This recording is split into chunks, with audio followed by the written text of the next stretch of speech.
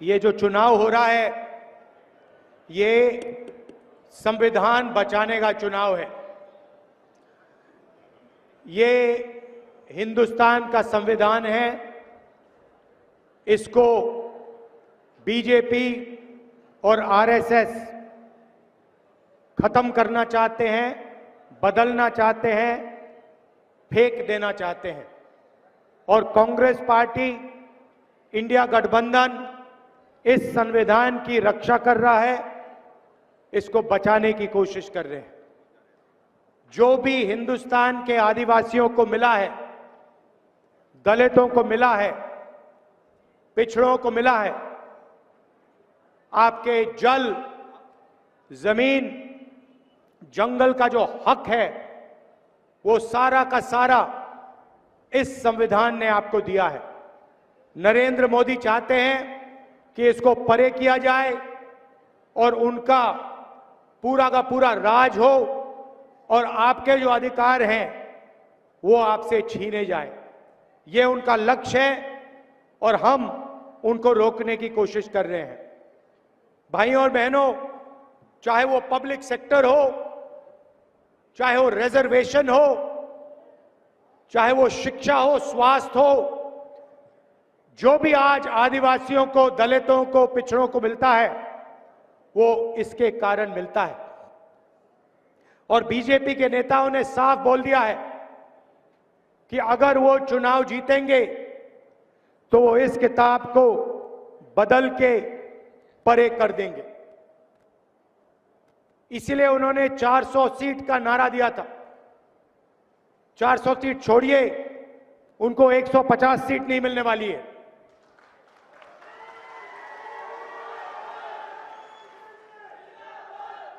उनके अलग अलग नेता कहते हैं कि हम रिजर्वेशन छीन लेंगे। रिजर्वेशन किससे छीनेंगे? आदिवासियों से, दलितों से, पिछड़े वर्ग से, इन लोगों से रिजर्वेशन छीना जाएगा।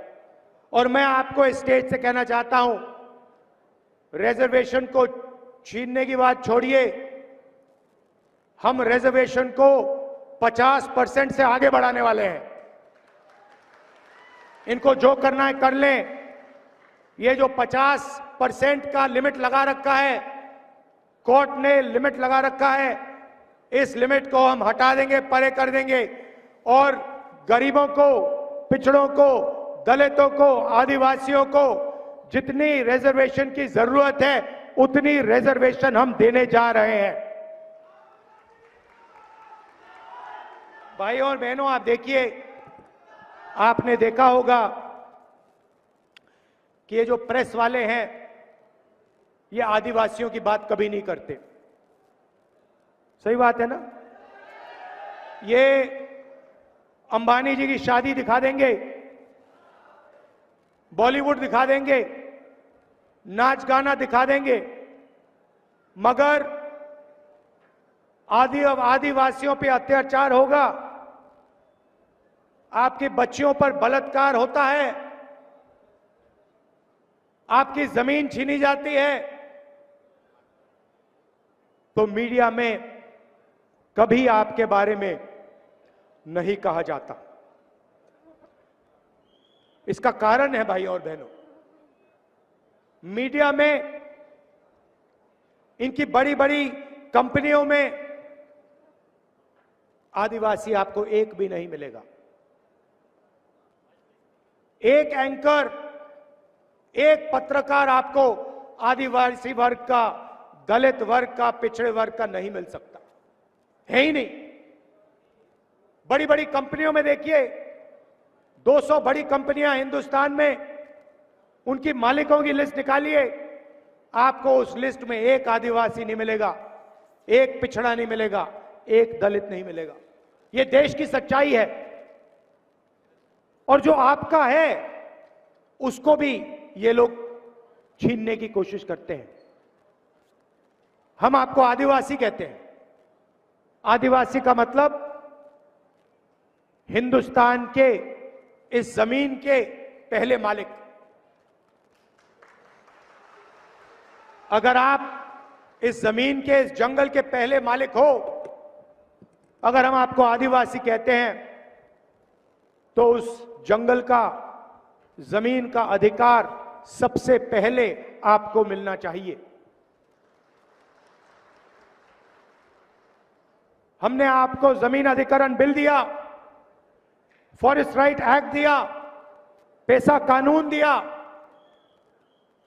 और जो भी हम करते हैं आपके लिए, आपके हक के लिए, जैसे इनकी सरकार आती है उसको रिवर्स कर देते हैं, उल्टा कर देते हैं। भाइयों और बहनों, हिंदुस्तान की सरकार को 90 लोग चलाते हैं, आईएएस अफसर हैं, पूरा का पूरा बजट वो बांटते हैं। 90 में से आप जानते हो आदिवासी वर्ग के कितने अफसर हैं? एक अफसर है। 90 में से एक अफसर आपका है। 8% आपकी आबादी है। पिछड़ों की 50% आबादी, उनके 3 अफसर। दलितों की 15%, उनके 3 अफसर। और भाइयों और बहनों, अगर बजट में 100 रुपए का निर्णय लिया जाता है तो आदिवासी अफसर 10 पैसे का निर्णय लेते हैं। 100 रुपए में से 10 पैसे की आपकी भागीदारी है। आपके लोग ना मीडिया में दिखेंगे, ना कॉर्पोरेट इंडिया में दिखेंगे, ना बड़े बड़े अस्पतालों को चलाते हुए दिखेंगे, ना बड़े कॉलेज यूनिवर्सिटी को चलाते हुए दिखेंगे। आपकी इस देश में कोई भागीदारी नहीं है।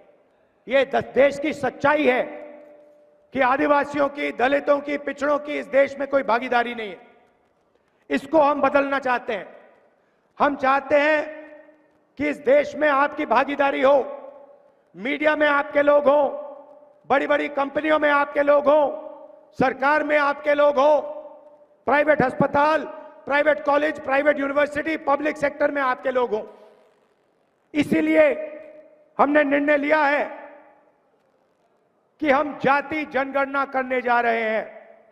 जाति जनगणना से आपको पता लग जाएगा कि आपकी आबादी कितनी है और देश की संस्थाओं में आपकी भागीदारी कितनी है। इकोनॉमिक सर्वे होगा और सबको पता लग जाएगा कि इतने % आदिवासी हैं, इतना धन उनके हाथ में है, इतनी संस्थाओं में उनके लोग हैं। ये क्रांतिकारी काम है। इससे हिंदुस्तान की राजनीतिक बदलने जा रही है और हम ये आपके लिए करने जा रहे हैं। दूसरा काम, नरेंद्र मोदी जी ने 22 लोगों का लाखों करोड़ रुपए कर्जा माफ किया, अरबपतियों को पैसा दिया। हमने मन बना लिया है कि अगर वो अरबपतियों को पैसा दे सकते हैं तो हम दलितों को, आदिवासियों को, पिछड़ों को, गरीब जनरल कास्ट के लोगों को पैसा दे सकते हैं। उन्होंने, अभी आप ठहर जाइए, ताली अभी मत बजाइए, जो मैं आपको बताने जा रहा हूं उसके बाद ऑटोमेटिक ताली बजेगी, देखना। भाइयों और बहनों, उन्होंने 22 अरबपति बनाए, हम करोड़ों लाखपति बनाने जा रहे हैं। महालक्ष्मी योजना, हिंदुस्तान के सारे गरीब परिवारों की लिस्ट बनेगी। हर गरीब परिवार में से एक महिला चुनी जाएगी। आदिवासी परिवार, दलित परिवार, पिछड़ों के परिवार, किसानों के, मजदूरों के, गरीब जनरल कास्ट के परिवार, हर परिवार में से एक महिला का नाम चुना जाएगा और उस महिला के बैंक अकाउंट में हम 10,000 रुपए नहीं, 30,000 नहीं, 50 नहीं, 70,000 नहीं, 80,000 नहीं, 90,000 नहीं, 1 लाख रुपया उसके बैंक अकाउंट में हम डालने जाएंगे। बजी ना ताली? 1 लाख रुपए हर गरीब परिवार के बैंक अकाउंट में जाएगा। हर महीने 8,500 रुपए, हर साल 1 लाख रुपए उस दिन तक, जिस दिन तक वो परिवार गरीबी रेखा से ऊपर आ जाएगा। क्रांतिकारी काम। करोड़ों परिवार के बैंक अकाउंट में साल का 1 लाख रुपए आएगा। किसानों को कानूनी मिनिमम सपोर्ट प्राइस हम देने जा रहे हैं।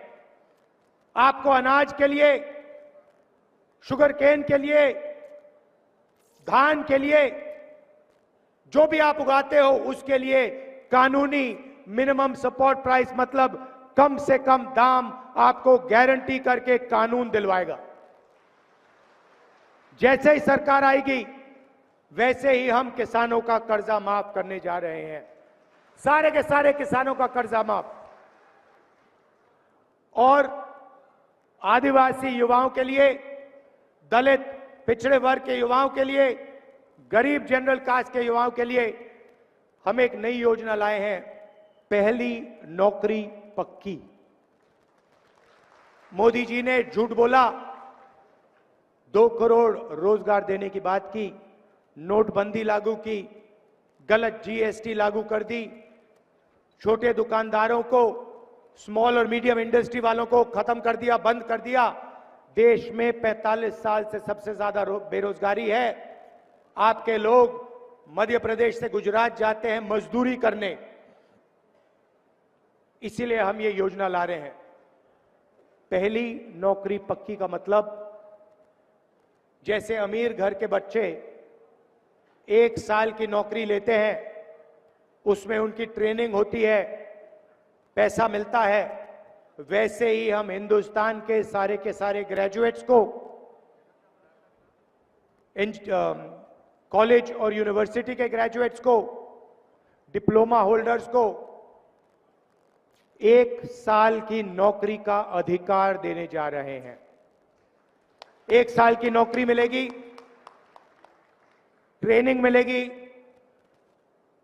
और 1 साल के 1 लाख रुपए हर युवा के बैंक अकाउंट में हम डाल देंगे, 8,500 रुपए महीने के। भाइयों और बहनों, मैं जानता हूं आप मनरेगा में यहां पे काम करते हो, 250 रुपए आपको मिलते हैं। चुनाव के एकदम बाद 400 रुपए आपको मनरेगा के लिए मिलने जा रहे हैं। और आशा और आंगनवाड़ी की जो महिलाएं हैं, उनकी आमदनी हम दुगनी करने जा रहे हैं। तो ये हमारी गारंटियां हैं, इससे आपकी जिंदगी बदल जाएगी। घर में पैसा आएगा। सोचो, 1 लाख रुपए आदिवासी महिलाओं के बैंक अकाउंट में जाएगा। जितना पैसा नरेंद्र मोदी ने 22 अरबपतियों को दिया है, उतना पैसा हम गरीब किसान मजदूरों को देने जा रहे हैं। भाइयों और बहनों, मैंने आपसे कहा हम आदिवासी कहलाते हैं, वो आपको वनवासी कहलाते हैं। वनवासी का मतलब वो लोग जो जंगल में रहते हैं। आपने देखा होगा, बीजेपी के नेता ने एक आदिवासी युवा पर पेशाब किया, उसका वीडियो बनाया और पूरे हिंदुस्तान में उस वीडियो को दिखाया। और आप जानते हो, यहां भूरिया जी के खिलाफ जो लड़ रहे हैं, उनके रिश्तेदार ने एक आदिवासी बिटिया का बलात्कार किया है। आप इनकी सोच समझते हो? ये चाहते हैं कि आप आगे ना बढ़ो, ये चाहते हैं कि आपके बच्चे इंजीनियर, डॉक्टर, लॉयर ना बने, ये आपकी जमीन छीनना चाहते हैं, संविधान छीनना चाहते हैं, रिजर्वेशन लेना चाहते हैं। इनको रोकना है, एक साथ हमें लड़ना है, संविधान को बचाना है। आपकी जमीन, आपकी जंगल, आपका जंगल और आपका जल, इन सब चीजों की रक्षा करनी है। मैं जानता हूं कि यहां आप भूरिया जी को पूरा समर्थन देंगे और भारी बहुमत से उनको आप जिताने का काम करेंगे। मैं आपका दिल से धन्यवाद करता हूं कि आप यहां आए, आपने मेरी बात सुनी। जय हिंद, जय मध्य प्रदेश।